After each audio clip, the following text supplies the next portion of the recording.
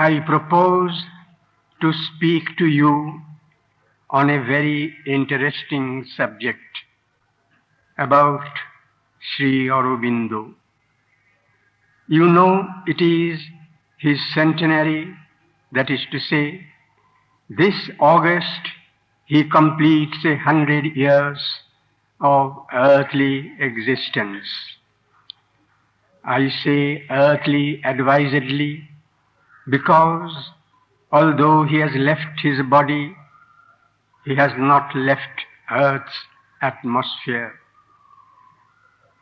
The mother assures us he will be there to see the work begun to be completed. I will speak on a very peculiar aspect of Sri Aurobindo's life. Many must have noticed it, but I wish to draw your particular attention to it. Sri Aurobindo's life is an extraordinary phenomenon. It is not that of an ordinary human being. The life of an ordinary man follows a well-marked line of development, almost a routine, good for everybody. The pattern is familiar. You can even foresee and foretell the future and the destiny of a person. You start as a student, join a school, go up to the college. After passing out, you choose a profession, become an engineer or doctor or businessman or something well recognized like that. Then you continue to stick to the job you have chosen. You become a rich man, or if you are unfortunate, a poor man. Anyhow, go through the experiences of the life allotted to you. You become old, have children, grandchildren, and then pass away. That is the ordinary course of life. In Sri Aurobindo, life has a different line, movement and procedure. Strangely, it consists of breaks, sudden, unforeseen turns, almost cutting away the past altogether. And then what is to be noted is that these breaks or turns are not quite imposed upon him, but they are normally his own conscious decisions out of his own deliberate will. Except one or two I shall point out as I go on. These turns, however, may not be always a right about turn, but anyhow, I may say, a right turn. A turn to the right, always to the right, until the final, ultimate right is reached. First of all, let us begin from the very beginning.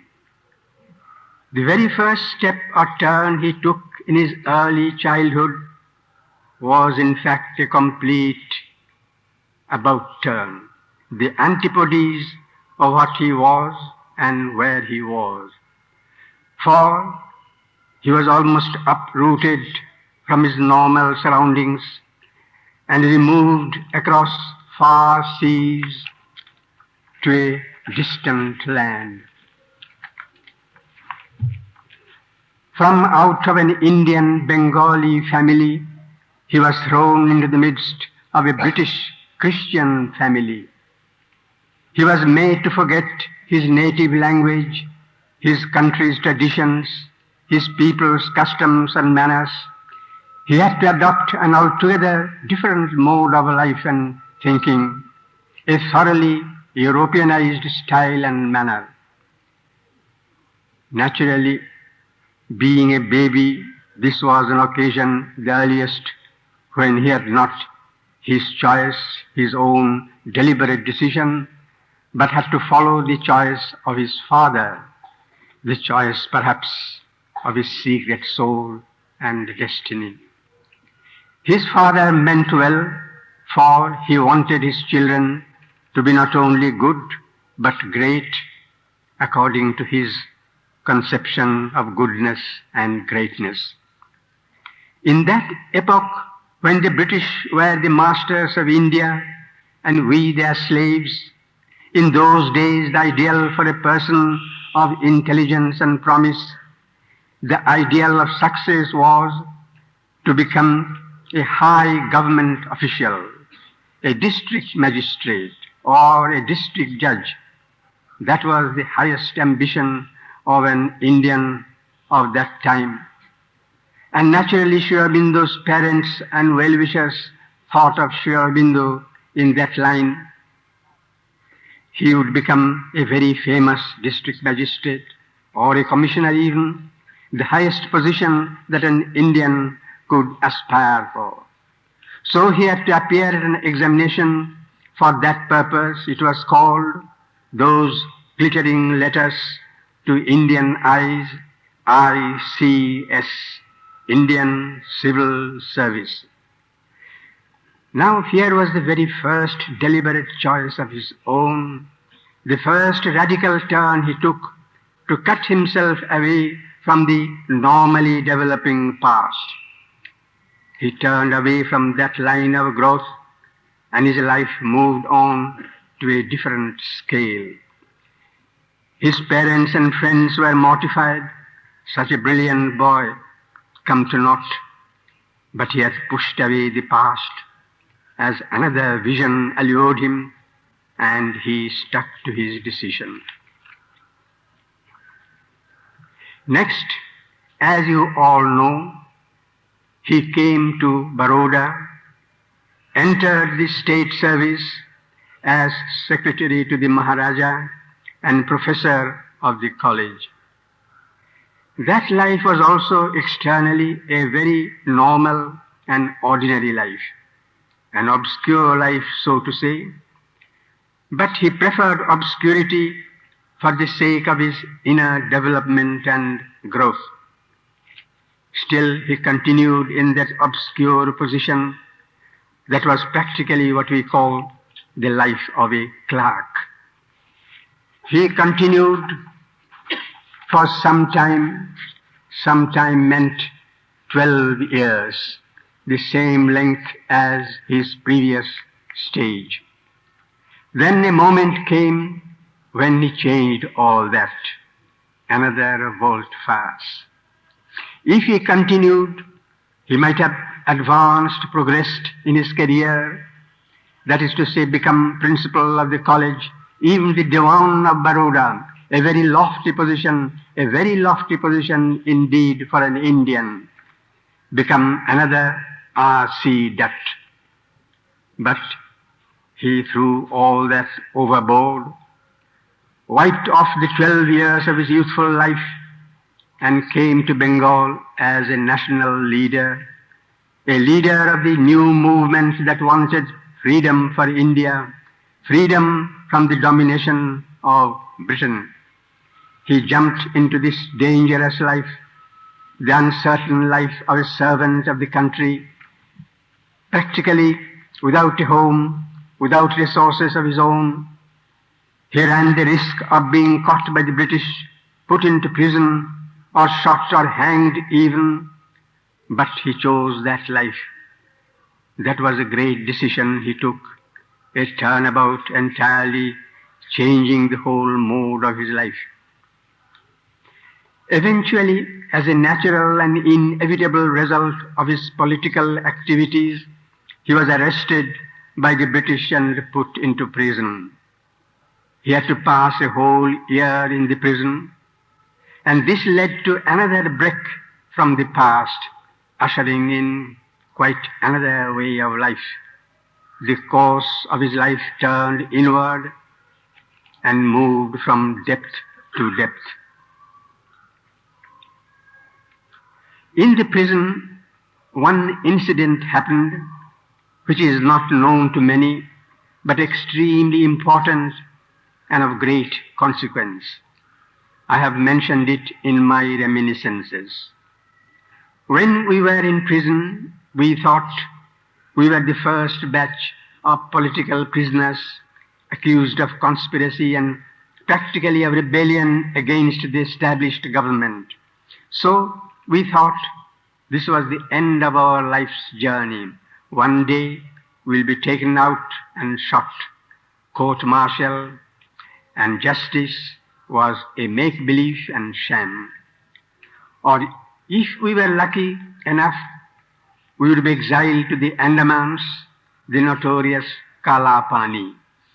So a few of our leaders in the prison who were elders to us thought of escape from the prison, make a dash, break out, scale the walls out in the open. There were plannings with outside helpers. When the plan was a little matured, our elders thought of consulting Sri Aurobindo. Without his consent, naturally, nothing could be done, for he was the leader and guide.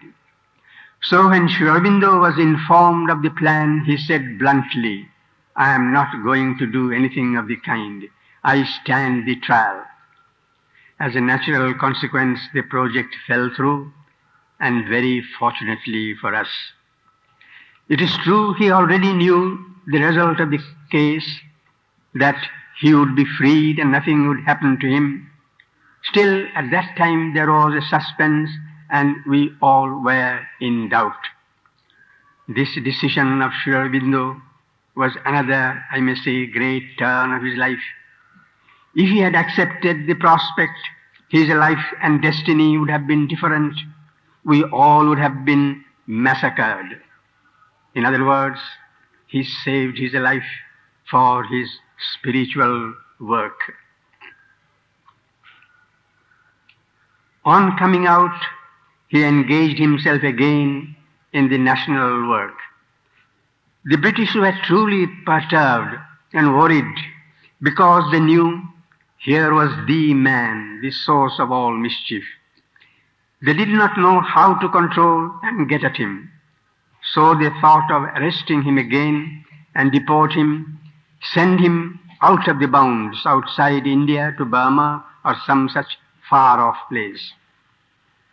In the meanwhile, he continued to do his work as usual, editing 2 papers, seeing and advising people, going out on lecturing tours, etc., etc.